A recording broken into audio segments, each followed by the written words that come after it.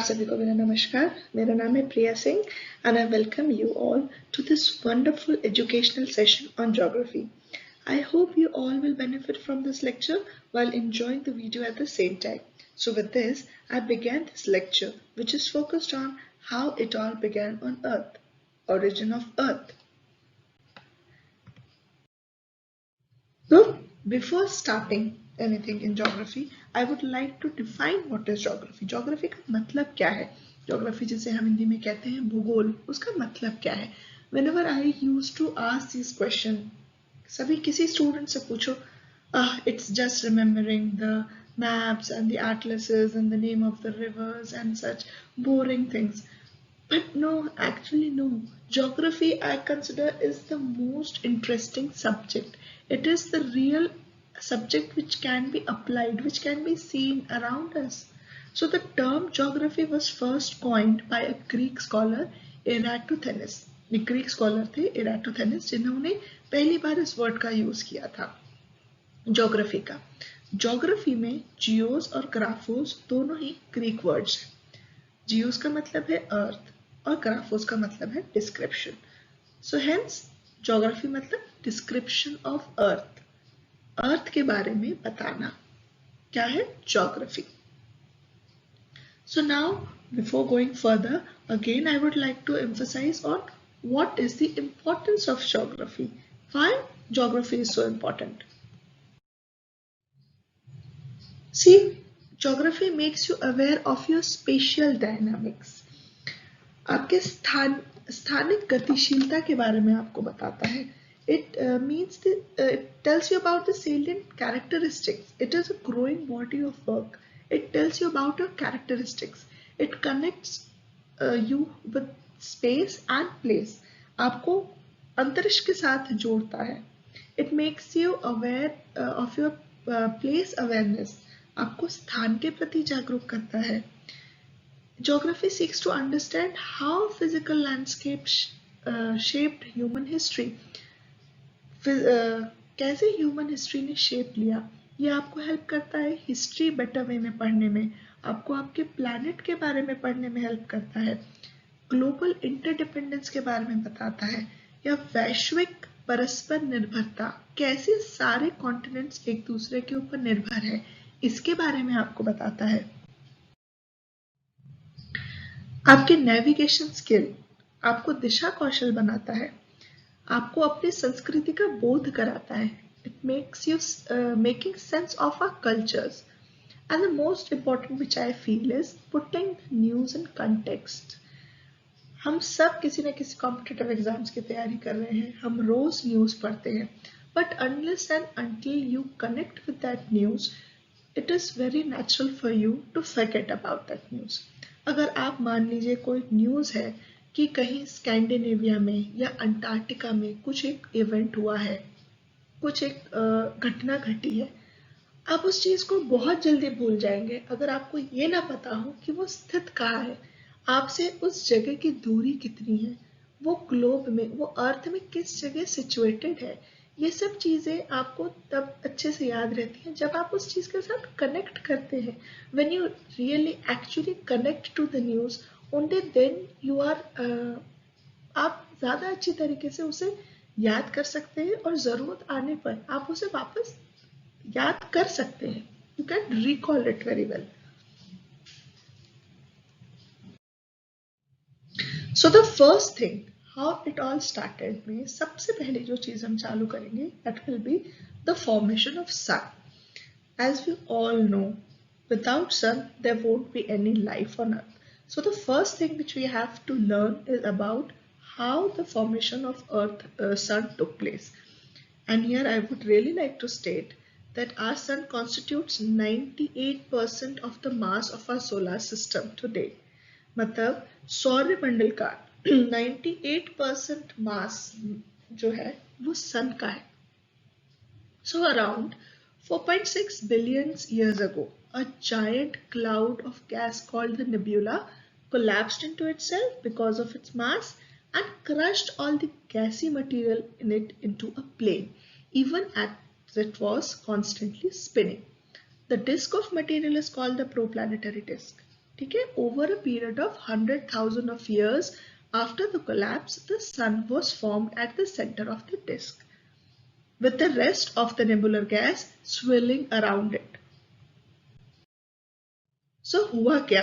This is the picture of nebula. Nebula मतलब क्या है?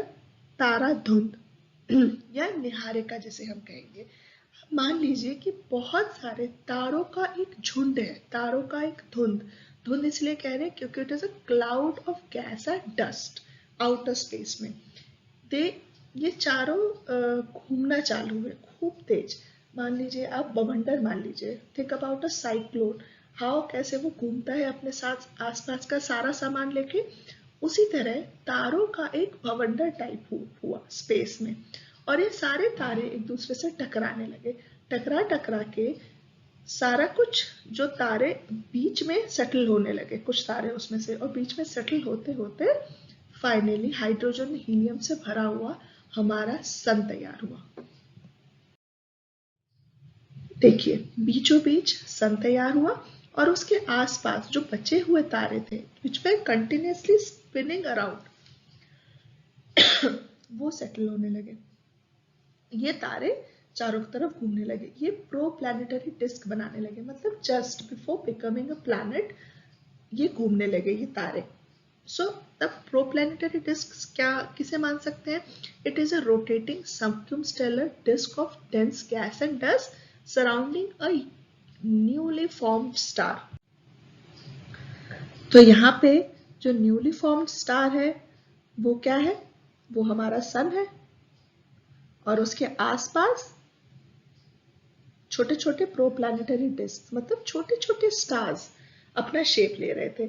सो इट इज नॉट नेसेसरी कि all the stars take a shape of planet, some of them turn into asteroids, rest of them turn into planets, और they keep on spinning in the space. वो continuously space में ही घूमते रहते हैं, तो जरूरी नहीं है कि सबके सब उसमें बदल जाए। बट इन्हीं स्पिनिंग के दौरान during the spins only in protoplanetary disc में से ही टकरा टकरा के हमारा अर्थ बना। This is the protoplanetary disc which I was explaining कि ऐसे रिंग में घूमते रहे सारे प्लैनेट्स, और finally our earth was formed. So this is an image of earth just after formation. This may not be the actual image, it's just an imagination कि imagine करते हैं कि हाँ अर्थ ऐसा दिखता होगा, because it was so near to the sun, so it was very hot, lava was boiling out of it, so it was hot molten ball, it was just a burning ball of lava sort of. So इस तरीके से around 4.5 to 6 billion years ago हमारे अर्थ ने एक proper shape लिया इस सौरमंडल में, in this solar system. Now next what happens when the earth is formed? The moon came, our very own satellite. The moon also came into shape just after this.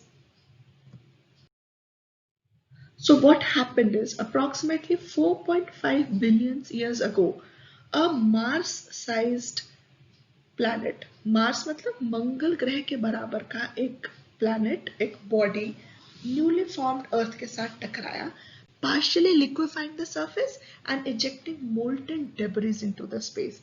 ये Mars sized planet Earth के साथ टकराया और molten debris मतलब पिघला हुआ मलबा sort of फैलाया उसने, और ये भी एक रिंग की तरह अर्थ के चारों ओर घूमने लगा ये मलबा, और कई सालों तक घूमने के बाद ये मलबा भी मून का शेप ले लिया इसने. So this is the whole story in one picture, as how as Mars-sized body crushed into the Earth's surface, और कैसे एक रिंग बना, मतलब एक धुआं उठा बहुत तेज मलबा और धुआं के चक्र के साथ धीरे धीरे घूमते घूमते. This is how moon was formed. And now इसी समय हेवी बम्बार्टमेंट पीरियड चल रहा है, लेट हेवी बम्बार्टमेंट पीरियड.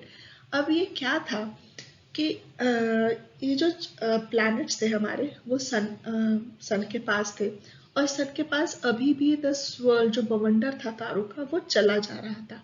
तो अर्थ पे कंटिन्यूसली उल्का पिंड, की बारिश होती रहती थी। एस्टेरॉइड्स और कॉमेट्स के शावर चलते ही रहते थे। उन्हीं में से कुछ बिलियंस ऑफ एस्टेरॉइड्स हमारे धरती से टकराते रहे और उन्हीं में से कुछ एस्टेरॉइड्स या उल्का पिंड जिसे हम कहेंगे अपने साथ वाटर वेपर, पानी लेके आए, भाप लेके आए, जिसके कारण हमारी धरती धीरे धीरे सूखने लगी, ठंडी होने लगी। पूरी तरह तो ठंडी नहीं, क्योंकि बहुत गर्म था, इतना लावा था, पूरी तरह तो ठंडी होना पॉसिबल ही नहीं था। थोड़ा बहुत ठंडा होना चालू किया इन्हीं बिलियंस एस्टेरॉइड्स जो अपने साथ पानी लेके आए थे। So finally we can say the final shape of earth. इससे मून भी बन गया, इस पे एस्टेरॉइड्स की बारिश भी हो गई, और ये थोड़ा बहुत जो ब्लैक ब्लैक स्पॉट्स आप देख रहे हैं वो हम मान सकते हैं कि जो पानी एस्टेरॉइड्स लाए थे उससे थोड़ा बहुत लैंड सॉर्ट ऑफ दिख रहा है, बट पूरी तरह नहीं, गर्म अभी भी बहुत गर्म है। तो इस तरीके का फाइनली अर्थ ने फॉर्म लिया। तो इसके बाद हम आते हैं हमारे सोलर सिस्टम में, हमारे सौर मंडल में। कितने ग्रह हैं? Mercury, Venus, Earth, Mars, Jupiter, Saturn, Uranus, Neptune, Budh, Shukra, Prithvi, Mangal, Brihaspati, Shani, Arun, Varun, Pluto. Pluto को अब श्रेणी में नहीं लिया जाता है। हम प्लूटो को अब इस श्रेणी में नहीं लेते हैं। It now comes under the dwarf planet. इसको डॉर्फ प्लैनेट के नाम से या बौना ग्रह के नाम से जाना जाता है। So these are the 8 planets. अब इसमें से भी हमें जानना जरूरी है कि मरकरी, वीनस, अर्थ और मार्स कौन से 4? मरकरी,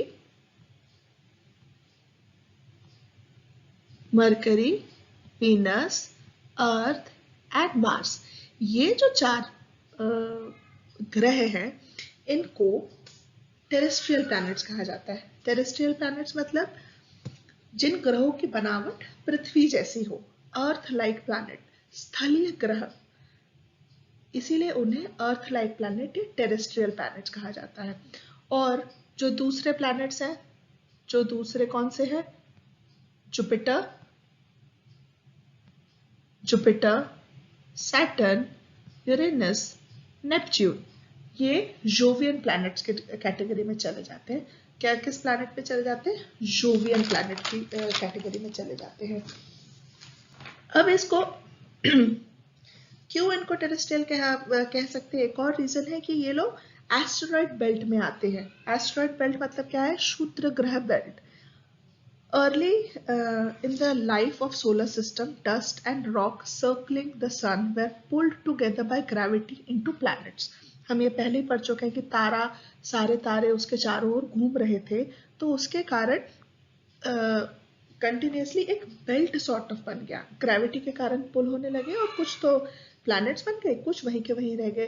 तो region between Mars and Jupiter, Mars और जुपिटर के बीच का जो रीजन है ये बना एस्टेरॉइड बेल्ट, जिसे कहते हैं क्षुद्र ग्रह बेल्ट। तो क्षुद्र ग्रह बेल्ट के बीच में जो प्लैनेट आते हैं उन्हें क्या कहते हैं? टेरेस्ट्रियल प्लैनेट्स या अर्थ लाइक प्लैनेट, स्थलीय ग्रह जिनकी बनावट पृथ्वी जैसी होती है। अब इन टेरेस्ट्रियल प्लैनेट्स की बनावट पृथ्वी जैसी होती है, तो हमें पहले जानना पड़ेगा कि टेरेस्ट्रियल प्लैनेट्स है क्या। So terrestrial planet, a terrestrial planet, a telluric planet or rocky planet is a planet that is composed primarily of silicate rocks or metal, जो silicate पत्थर और metal से बनते हैं। इंटरनेशनल एस्ट्रोनॉमिकल यूनियन ने inner planets closest to the sun, जो planets 4 सबसे close to the सन है, मरकरी, वीनस, अर्थ और मार्स को टेरेस्ट्रियल प्लैनेट के नाम से जाना जाता है, जो अर्थ लाइक प्लैनेट होते हैं। ये प्लैनेट सन और एस्टेरॉइड बेल्ट के बीच में पाए जाते हैं। ठीक है, हमने पढ़ लिया एस्टेरॉइड बेल्ट क्या होता है। अब सोलर सिस्टम के प्लैनेट, टेरेस्ट्रियल प्लैनेट्स का एक बेसिक स्ट्रक्चर होता है। सेंटर में कोर होगा जो आयरन से होगा, उसके सराउंडेड एक मैंटल होगा और उसके ऊपर एक क्रस्ट होगा। So this is the basic feature of terrestrial planet. So next हम क्या पढ़ेंगे? Layers of earth. These are the 4 terrestrial planets: Mercury, Venus, Earth and Mars. And now, why they are Earth-like?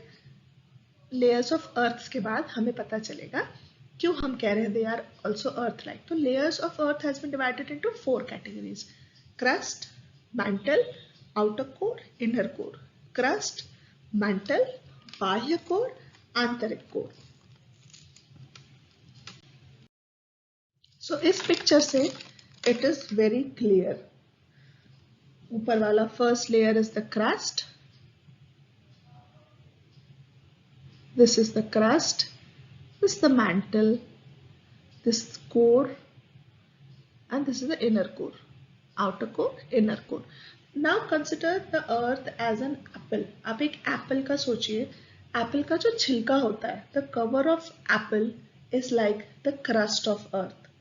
Okay, and so इतना पतला है. It's the 1% of mass. Crust जिस पर हम रहते हैं consists of only 1% of Earth's mass. It is the thinnest of all the 4 layers और जिसकी measurement है about 5 kilometers to 70 kilometers के बीच में है. देखिए इतना पतला होता है क्रस्ट. और अच्छा, इसमें भी 2 कैटेगरीज होती है: oceanic crust and continental crust. Oceanic crust मतलब महासागरीय परत, कॉन्टिनेंटल क्रस्ट मतलब महाद्वीपीय परत. जो कॉन्टिनेंट्स के नीचे है वो परत और ओशन के नीचे जो परत होती है, ओशन के नीचे की जो परत होती है वो बहुत पतली होती है और उसका घनत्व भी ज्यादा होता है और वो पूरी रॉक बसाल्ट से बनी होती है. अब हम मैंटल की ओर जाते हैं. अब इस पिक्चर में मैंटल को 2 हिस्सों में बांटा हुआ है, अपर मैंटल और लोअर मैंटल, बट ये कंसिडर एक ही किया जाता है.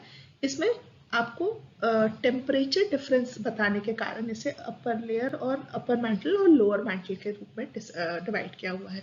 So 84% of earth's volume is of mantle. It consist of both solid and molten rock known as the magma. Magma नाम के सॉलिड उससे बना हुआ है, जो सॉलिड भी है, मोल्टन भी, पिघला हुआ भी है और सॉलिड भी है. इसकी मेजरमेंट कितनी है, डेप्थ कितनी है, चौड़ाई कितनी है? 2900 किलोमीटर इन डेप्थ. और बना किससे है? सिलिकेट एंड मैग्नीशियम ऑक्साइड से. इसका temperature is almost 1000 degree centigrade. जो अपर मैंटल में है ऑलमोस्ट 1000 डिग्री सेंटीग्रेड है. अपर मैंटल में ऑलमोस्ट 1000 डिग्री सेंटीग्रेड है, इतना गर्म है. और जो नीचे वाला है that is the lower mantle, इसमें ऑलमोस्ट 3700 डिग्री सेंटीग्रेड है. मतलब आप सोचिए कितना कितना गर्म है. जो ऊपरी मैंटल है अपर मैंटल की परत की चौड़ाई है दैट इज 670 किलोमीटर तक स्थित है और यह परत दलदली होती है और यह परत एक चट्टान से निर्मित है जिसका नाम है पेरिडोटाइट. अब हम आते हैं बाह्य कोर पर, द आउटर कोर. इसकी थिकनेस है करीबन 2200 किलोमीटर और it consist of liquid iron and निकल. और यहाँ का टेम्परेचर है, इधर का टेम्परेचर है 6100 डिग्री सेंटीग्रेड. मतलब मानिए कितना गर्म है.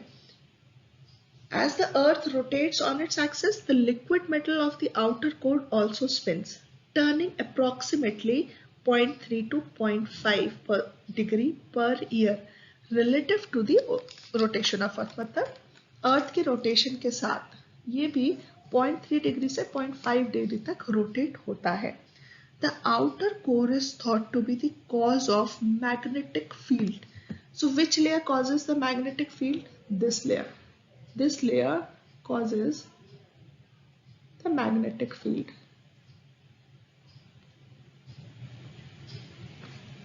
चुंबकीय क्षेत्र अर्थ का जो बनता है वो आउटर कोर के कारण बनता है. बाह्य कोर के अपेक्षाकृत कम दलदली, यहाँ पर तरलता कम होने के कारण यह आसानी से अपना रूप खो सकते हैं तथा अधिक लचीले होते हैं. अब आते हैं हम इनर कोर पे, आंतरिक कोर पे. It is the centre of the earth, protected by the liquid outer core, mantle and crust. The inner core is a hot solid ball of highly pressurized nickel. आंतरिक core में तापमान तथा दाब चरम पर होता है, अर्थात बहुत ज्यादा होता है।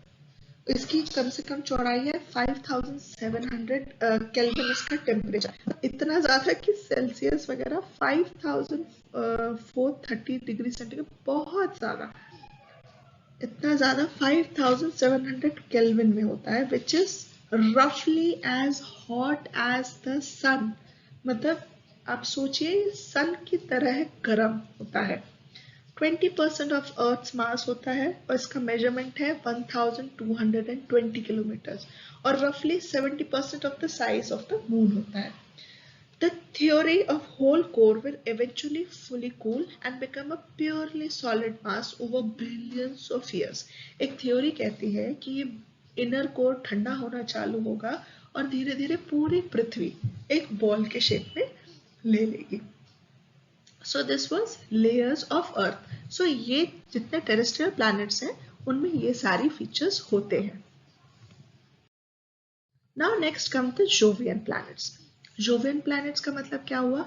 जो जुपिटर ग्रह के पास है। जुपिटर ग्रह मतलब हमारा अपना बृहस्पति। बृहस्पति ग्रह की तरह जो ग्रह होते हैं उन्हें जोवियन प्लैनेट्स कहते हैं। The term Jovian is derived from Jupiter, the largest of the outer planets and the first to be observed using a telescope by Galileo Galilei in 610. Galileo Galilei ने पहली बार इस प्लैनेट का आविष्कार किया था, taking its name from Roman king of gods Jupiter और Jove, और इनका मतलब क्या है? Jupiter like planet. Unlike rocky planet such as Earth and Mars, Jovian planet में distinguishing characters between surface and atmosphere नहीं है। मतलब इसपे कोई एक्चुअल लैंड नहीं है।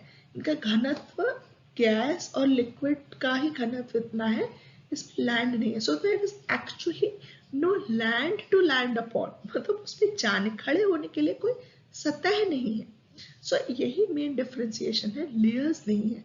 अर्थ लाइक प्लैनेट्स में आपको क्रस्ट, मैंटल, कोर सब मिलेगा, पर जोवियन प्लैनेट्स जो सैटर्न, जुपिटर, यूरेनस और नेपच्यून है, मतलब आपको बृहस्पति, शनि, अरुण, वरुण, इनमें आपको कोई जमीन नहीं मिलेगी। सो ये हमारा सोलर सिस्टम के 8 ग्रह का डिस्टिंक्शन हो गया, टेरेस्ट्रियल प्लैनेट्स और जोवियन प्लैनेट्स। ये हमारे जोवियन प्लैनेट्स के पिक्चर्स हैं। So now most interesting thing while studying all this, I went through super earth. What are super earth? हम सब क्यूरियस होते हैं कि क्या इस पृथ्वी से बाहर, क्या इस ग्रह से बाहर भी कोई ऐसी धरती है जहाँ पे मनुष्य है, जहाँ पे जीवन है? क्यों नहीं हो सकते? जिस तरीके से हमारा अर्थ बना, हमारे अर्थ में एस्टेरॉइड्स और कॉमेट्स पानी लेके आए, हमारे अर्थ में ये एस्टेरॉइड्स ही थे जो कहीं से अमीनो एसिड और प्रोटीन्स और मिनरल्स के फ्रेगमेंट्स लेके आए, जो मैं आगे की वीडियोस में आपको बताऊंगी कि लाइफ वहीं से डेवलप होना चालू हुआ था। उसी तरह हो सकता है कि किसी और प्लैनेट्स में भी एस्टेरॉइड्स ले गए हो और वहां पे भी अर्थ लाइक प्लैनेट्स हो, सुपर अर्थ हो। मतलब इन प्लैनेट्स को सुपर अर्थ क्यों कहते हैं? कि ना तो ये अर्थ और नेपच्यून के बीच में साइज है इनका, लार्जर देन अर्थ है, अर्थ से बड़े हैं पर नेपच्यून से छोटे हैं, but they are not suggesting that they are necessary similar to our earth हो। ठीक है, तो NASA's Kepler planet hunting telescope is always looking for new planet. NASA में बहुत ऐसे केपलर मिशंस चलते ही रहते हैं, प्लैनेट मिशंस, जिसमें अलग अलग प्लैनेट्स की खोज चलती रहती है।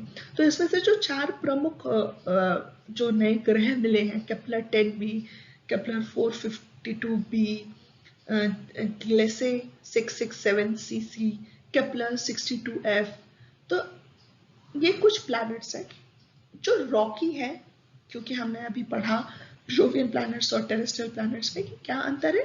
हाँ, वो भी एक रॉकी है, they are also made up of some sort of rock, उनमें भी मतलब क्रस्ट, मैंटल, कोर प्रेजेंट हो सकता है। सो दैट्स व्हाई उसी कैटेगरी, उसी कैरेक्टरिस्टिक्स के कारण इन प्लैनेट्स को भी सुपर अर्थ कहा जा रहा है।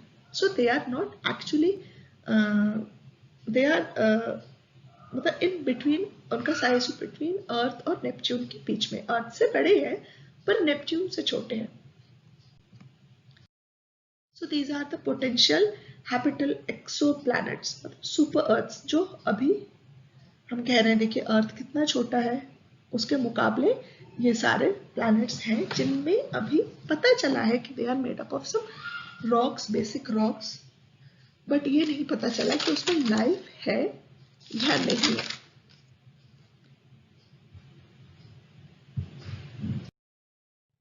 So this is our Earth, finally coming back to our Earth, and now these are some interesting facts about Earth. Just going through some facts about Earth. So it is the third planet from the Sun. Based on its size, it is the fifth planet of the solar system. 70% of the Earth's surface is water. It is almost 4.6 billion years old. The Earth's atmosphere is composed mainly of nitrogen, which is 78%, oxygen, which is 21%, argon, which is 0.93%, and carbon dioxide, which is 0.03%. So keep in mind, pure oxygen till date is poisonous. Pure oxygen में nitrogen, argon and carbon dioxide का mixture होता है. Earth is not a perfect sphere. वो पूरा proper गोल नहीं है. It is more like a football shape. तो it is flatter on the equator. तो अर्थ के हम व्यास जो होता है दो तरीके से लिया जाता है, एक जो भूमध्य रेखा के आधार पर लिया जाता है और एक जो ध्रुव रेखाओं के आधार पर लिया जाता है। तो जो इक्वेटोरियल डायमीटर है, जो भूमध्य व्यास है उसका है 12,756 किलोमीटर और जो पोलर डायमीटर है दैट इज 12713.6 किलोमीटर। इसका सन से जो डिस्टेंस है that is approximately 149.6 million kilometres और the light from sun takes about 8 minutes to hit Earth's surface, traveling at 186,000 miles per second. The average distance between the Earth and the Moon is 384,400 kilometers. मतलब 1.3 light seconds away from the Earth. Later, बाकी के videos में I am going to explain what is light here, why it is light seconds away. Explain किया जा रहा है. So hence, dear students, I would like to conclude my lecture now. Just a quick recap and what we learned today. First, we went through what is geography. Then we learned what is its importance. Then we learned formation of Sun from the nebula, formation of protoplanetary disk, how Earth took its shape, formation of Moon, how asteroids brought water vapor with them, our solar system, what are terrestrial and Jovian planet, just a glance at what are super Earth and layers of Earth, some basic features of Earth. See, geography is a very interesting subject. You can keep on studying it and keep on finding fascinating information. I have tried to make this lecture interesting and hope you all have learned from it. I will be uploading more such lectures soon. Until then, namaskar and stay home, stay safe and keep on learning. Goodbye.